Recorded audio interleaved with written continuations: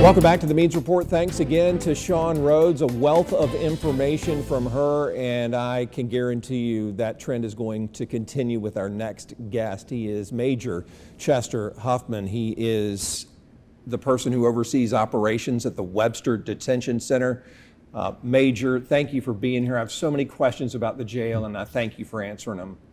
My pleasure. First of all, let's just give people kind of a feel for that place. We all drive by it, but how many inmates do you have right now, if you know, and how's that compare with how many that place is designed to hold? So we currently have 1,326 inmates in our system right now. You do know. I do know. Yeah. We have 1,051 felony pretrial offenders that are awaiting trial. Majority of violent charges, and a lot of them with the inability to bail out. 1,300 people, how many should be in there? Originally opened in 1997 with 552 beds. My word. We added on twice, 2010 and 2014, and we are up to 1,078 beds, which puts us nearly 300. Well over 200 on the floor. Where are those folks? Oh, never mind. On the floor. Well, when we say on the floor, there's not a bunk mounted to the wall. When you count beds in a jail, you count official beds mounted on a wall, and for every bed on the wall, there is a seat at the table. We have 24 inmates in one day room, and we may have 45 inmates in the same day room. So their seats are on the steps. It's how old do you have to be to go to that jail? Is it 17. 17, and you have a wide age range. I'm guessing 17 to probably 90. So we have 17 to 90, but and maybe 70-ish. But the closer you get to the 30s and up, the smaller the number. The higher percentages are the 17 to 20s. I report on the news a lot that, I'll say, Sheriff Brantley asked the commission for, it says they need more pods. What's a pod? One pod is what we consider a housing unit. A pod is a large building that has a central control tower for monitoring and controlling. And then there are, I'll just say, 6 slices of a pie in a semicircle, with a yard on one side, a rec area, and a common space for a multi-purpose room for multi-purposes. And then each cell block, each of those 6 cell blocks, is independent of the next cell block, and it keeps 24 to 32 inmates officially per block. How hopeful are you that maybe more pods could be coming down the line for y'all, or maybe something even better, maybe just a bigger jail? What can you tell us about that? So the condition of the facility that we're in now is, I won't say it's horrible, it needs a lot of improvement. I came back with Sheriff Gino Brantley for one reason, and that was to oversee and work with an awesome team that we have to make repairs and enter into an agreement with a design firm to take the next step towards addition and renovation, which I left a meeting this morning. Well, anyway, we are meeting now. Yeah. Signed a contract, finally. That's great news. 8 months, we will have construction drawings, give or take, 8 months. And then hopefully our part of the SPLOST will kick in and we can move right into bids for construction. With that many people in your facility, and with that many people, from what you're describing, on top of each other just about at times, do y'all have a lot of fights? By the way, stop me when I get TV jail confused with real jail, but do y'all have a lot of fights or incidents? We have a lot of inmate on inmate, we call them incidents. We have far fewer inmate on officer, because, if they assault one of the officers, they're probably going to get shot with a taser. Yeah. They're going to be controlled rather quickly. We try not to do hands-on because a hands-on encounter with an inmate when you intervene, it results in physical injury, and now we've lost an officer for however long in a workers' comp issue.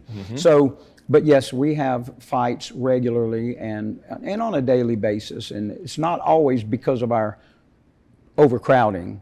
We manage the overcrowding quite well. We just have a different breed of inmate.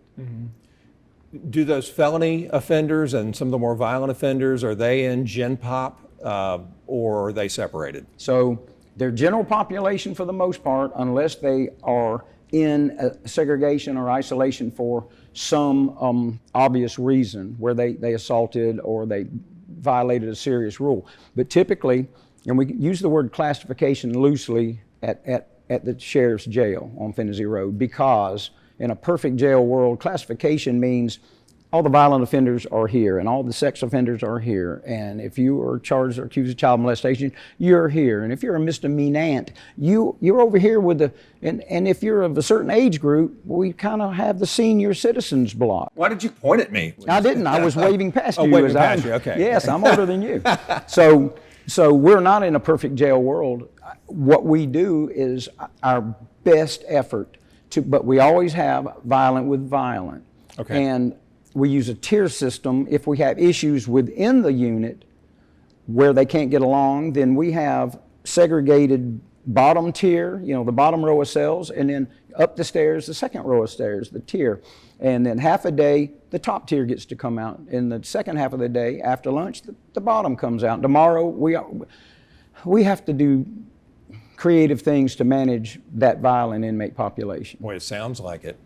Is it expensive to not only run a jail, but to care for the inmates? When I was getting ready for this interview, I was picturing, well, you have to feed them. You have to provide medical care, I'm guessing. Is all that really expensive? The constitutional requirements are very expensive. A couple of million a year for inmate food service. Pushing 10 million a year right now for medical, mental health, and dental through a medical contractor, which is standard. We couldn't afford to provide our own in-house self-op medical. We paid 1.5, give or take, $1 million this year for our pharmacy overage last year. So the base medical is $6,700,000, and then you add a couple of other things to it. Say $2 million in overages. You're $9 million easy. Does the state help you, or is this sir. all Richmond County? Oh, this is all Richmond County. That's unbelievable. Taxpayers. That's a lot. Yes, sir. So there's a medical prison, right? Absolutely. So if somebody gets sick, do y'all send them there to get treated, or do the docs come to Webster? No, sir. That's a state prison, Department of Corrections, and we're a county jail. And unless you have been sentenced through the courts and sentenced to prison, we can't put you in a van and take you straight over to the Gordon Highway and drop you off at ASMP. Right, right. It just doesn't work like that. How long, and I know we could spend probably 2 episodes of the Means Report talking about the pretrial issues you deal with, but how long's the average stay for the inmate who's waiting to go to court? So the last timeline we did from 1 day to however many thousand days equals 8.5 years. So our longest resident currently is over 8 years, 8.5 years, and our shortest is a guy that walks in on a nuisance offense, and we release him the same day. So that's 1 day. Our middle of the road number average is probably less than 2 months. So they're not staying long by themselves, but every day one inmate is in that jail. It costs the county $55. $55 a day. One person to be in that building? Per day, yes, sir.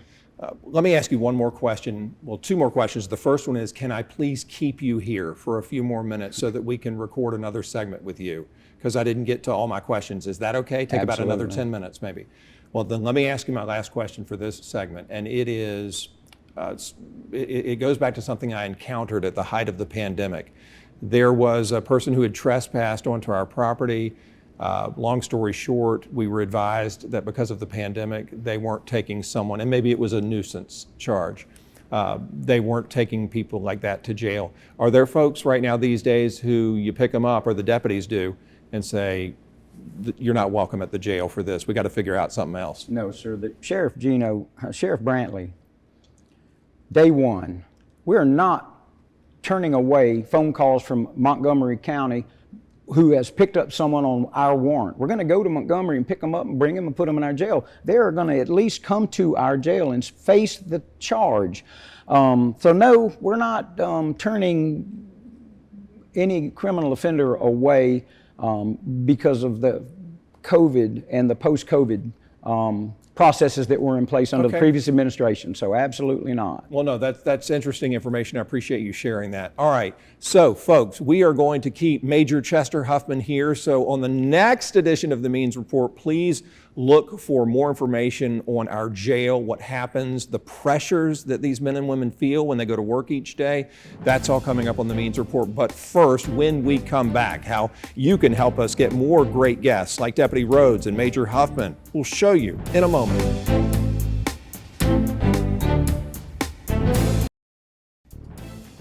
Welcome back to the Means Report. We are so pleased to continue our conversation with Major Chester Huffman. He oversees operations at the Charles Webster Detention Center, aka the jail in Augusta. Let me start by just getting you to kind of give a quick recap of our last interview, and that is, and correct me if I'm wrong, y'all got, give or take, 1,300 inmates right now, and you'd be more comfortable around 1,000. Is that accurate? That's very accurate. Okay. Yes. Let me ask you about what you said last time as well. You're not going to turn people away from going to the jail. If they've committed an offense and they need to be processed, there was a time when they would be turned away and handled some other way. Everybody's going to get at least a night in that jail if Road Patrol brings them in. That's correct. Okay, good. And how much is that per day? I loved how you broke that down last time. Currently, our per day cost to house one inmate for one day is $55. Yeah. Give or take it. It's probably a little more than that because we haven't actually factored in some of the utilities, which we pay for. So y'all pay Georgia Power just like we do? Oh yeah, and the City of Augusta Water comes out of our budget. Yes, sir. I was shocked when you told me last time that there's not a whole lot of state help. This is on Richmond County taxpayers to keep your jail running. Yes, sir. It's 100% unbelievable public money locally. Yes, sir. We did a story on the news not too long ago about these folks in a state prison, I believe, in South Carolina, brothers who had masterminded this huge meth operation because they were using cell phones on the inside and moving meth all over the state of South Carolina. Do y'all have a problem with cell phones in your jail? We don't. We have problems with a lot of other things that even since I've come out of retirement to be here, we still have. We still not put a blanket on the fire completely. And that is shanks, what they call K2. A lot of times it's just roach spray on a paper. They let it dry, they light it, they roll it up tight and call it a wick, and they light it and they inhale it. And they do brain cell damage, but they get high. Major Huffman, they smoke roach spray? Yes, or any chemical they can get on a piece of paper. My word. So it's all about just, if I can find a way to get from a normal state of mind to an altered state of mind, if I'm an inmate, I'm going to do it.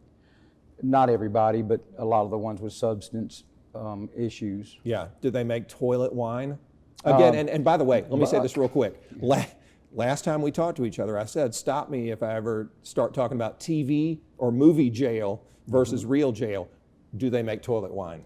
So, not nearly. I haven't seen any since January 1st. I haven't seen one. But before I retired in 2014, Buck, we called it Buck, was once a day somewhere we found a bag in a toilet. Okay. With all the fruit punch and the fruit rinds. And I mean, they could make some really raunchy stuff. But I think they've moved on from that. They're a different breed. Listen, how do you stop people from doing the things we do see on TV, making a shank out of a toothbrush or some other utensil? How do you stay ahead of that, or can you? So I'm not sure that we can stay ahead of it.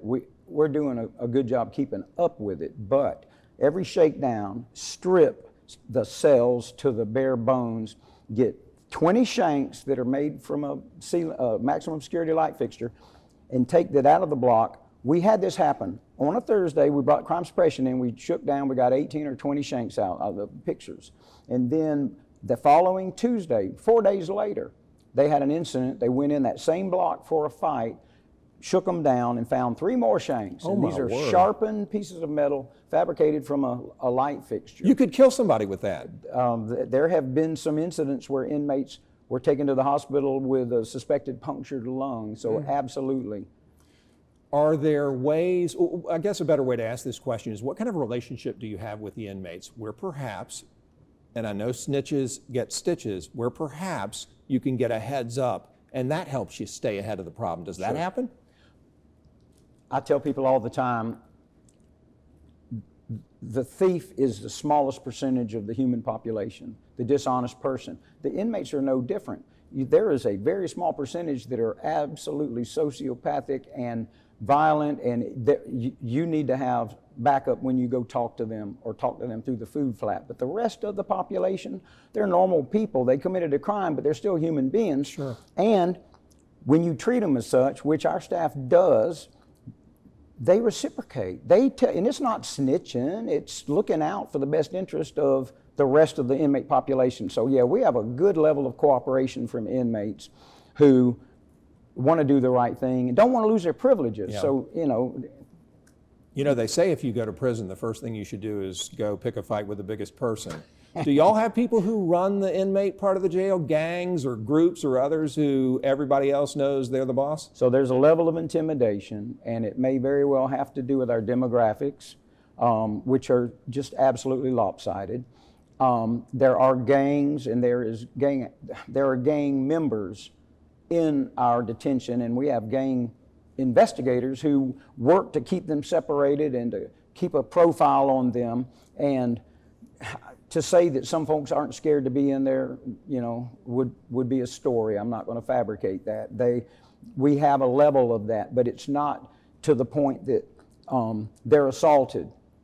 They get to us before that. They have a method on an iPod in their hand, a tablet, where they can send something and say, I'm in fear for my life, or I'm suicidal, or y'all need to, I want protective custody. Mm-hmm. There's an employee who goes straight to that person 24/7, who interviews them and makes a decision based on the information, and they move him off that housing. So, but yes, there is a level of intimidation. Do y'all have solitary confinement, or is that something I see on TV? No. Pretty much everything you see on TV for the most part, we encounter. But when we build a space, we try to incorporate 2 strip cells. There's a hole in the floor. They call it a floor flush drain. That's for a suicidal or assaultive person. We have cells that are specially made for a really bad person, right, who breaks a sprinkler head every night. A sprinkler head's $200 plus the maintenance call to come in, plus it floods the day room. And we've gone through 30 sprinkler heads in the last, I guess, month and a half. Almost one a day. Major, that's mind-boggling. What would you say to families out there who may be watching, who are concerned about their loved ones who are locked up, and they may hear something is not going right on the inside? How do they get to you and say, will you please check on my loved one? So there's a 50% rule that we have, and it's 50% of the phone calls we get, and they're welcome to call jail administration, the 706-821-1101 number, and listen to the recordings and push the right button. They can register their concern with us. We will look into it. But that 50% has a legitimate concern, and we follow up on it. That other 50%, this morning in our construction meeting, one of the captains had to go away because the sheriff got a text, and this sheriff is proactive, community-oriented, social media aware. And we get a lot of our jail intel from the family members, and if they can't get through, they post it on the shared, hey, Gino.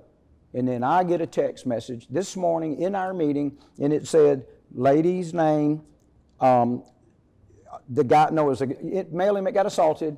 You got to check on him. So they went and interviewed him. He says, I'm happy as I can be. I don't know where that, but we listened to the phone call, and he called his mama and said, I'm scared for my life, and they're beating me up. I wonder why he clammed up when y'all responded. Well, he didn't. He was out there running the cell block, bouncing around. There was no legitimacy to the complaint. That's that 50% that we have to deal with. So it's a juggling act. But you know what? That story you told about being in that meeting indicates how quick y'all's response is, that y'all do jump on things. On the positive side, and just a couple more questions, are you all able to provide education and other opportunities for these inmates so that when they get out, they can ease back into society? So, great question. On our tablets, we are incorporating some pre-GED and some, if you want to listen to the music and you don't want to pay for it, read this pamphlet, read this book. We do not have an active on-site GED program currently because it's more detailed and involved, and it requires personnel and commitment from the official GED program. So we call it pre-GED.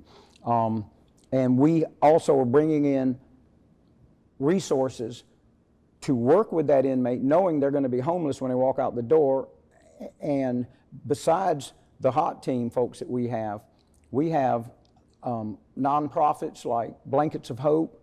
She brings us bags with a blanket, some food, some non-perishable food sources, water, and cards that say, call this number. These are places that you can go to. And if you are being released from our jail and you are in need of transportation, we will put a bus ticket in your hand, and we buy them from the transit department, and we will give you a Blankets of Hope bag to walk out the door with some reference, referral information.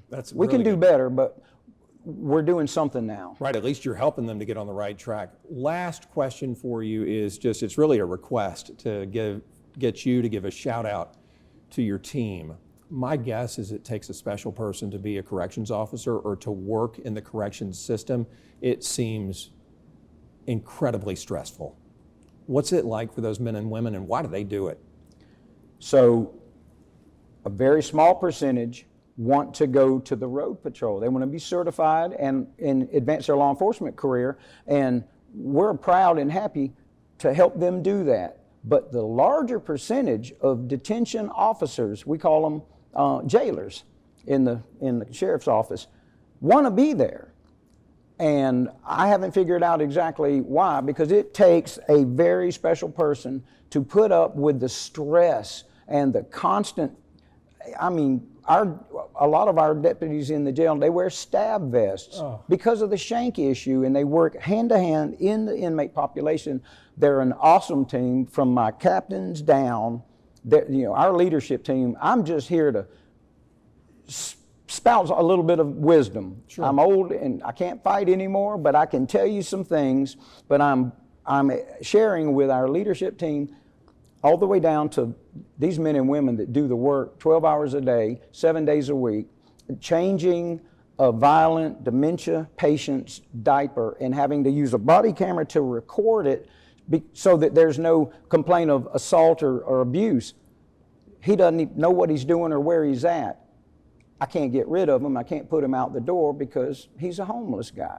Pre-trial, anyway, if you saw what our folks had to do, and they do it twice a day minimum, you would never want that job. I tell you what, Major, we drive by on Finney Road and have no earthly clue what's going on in there, and I really appreciate you shining the light. Super informative and enlightening, and I thank you for that. It's my pleasure, Brad. Absolutely. Major Chester Huffman, Overseer of Operations at the Webster Detention Center. Thank you to him. Thank you to his team for what y'all do. When we come back, the Means Report continues.